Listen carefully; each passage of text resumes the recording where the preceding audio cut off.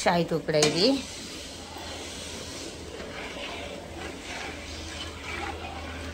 ఈరోజైతే క్యాటరింగ్లో చిన్న వర్క్ ఉంది ఫ్రెండ్స్, అందుకోసం అనేసి షాయి తుకుడా అంటే డబ్లికా మీఠా అంటేనేమో కలర్ ఇస్తారు, ఫుడ్ కలరు. దీనికి కలర్ వేయరు.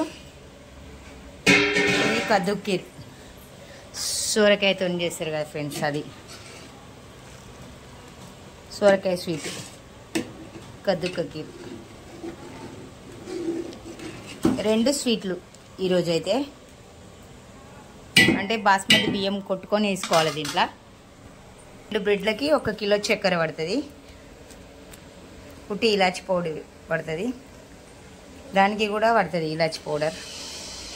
దీనికి కద్దుకీరికి, కాకపోతే దానికి ఫుడ్ కలర్ వేస్తారు, దానికి కలర్ వేయరు అంతే. చూడండి ఫ్రెండ్స్, ఇందాక చెప్పిన కదా ఫ్రెండ్స్, చాయ్ తుకుడా అయితే అయిపోయింది.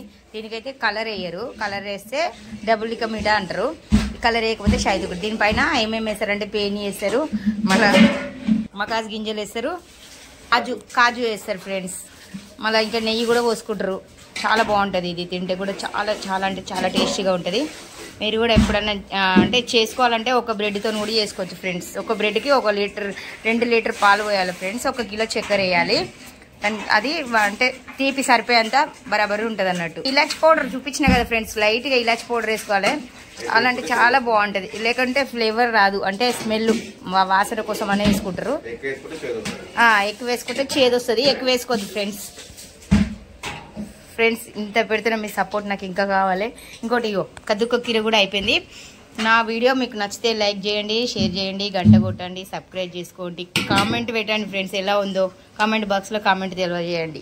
చూడండి కద్దుక కీర, కద్దు ఉడకబెట్టుకోవాలి ఫ్రెండ్స్ ముందే, అంటే ఎక్కువ ఉడకొద్దు. ఒకసారి ఇట్లా మరగనట్టు మరిగించేసి అది దింపేసుకోవాలి. ఇట్లా జాలి గిన్నెకి పోసుకోవాలి, దానికి లోపల ఉన్న నీళ్ళని పోయేటట్టు. అంటే అందరూ దీంట్లో సాబ్దాన్ కూడా వేసుకుంటారు, మనం సాబ్దాన్ మేము అంటే అదే వేస్తాం, బాస్మతి రైస్ వేస్తాం, మగాజ్ గింజలు వేస్తాం, కాజు కూడా వేసుకుంటాం ఫ్రెండ్స్. దీంట్లో చాలా బాగుంటుంది, ఇది కూడా చాలా టేస్టీగా కూడా ఉంటుంది.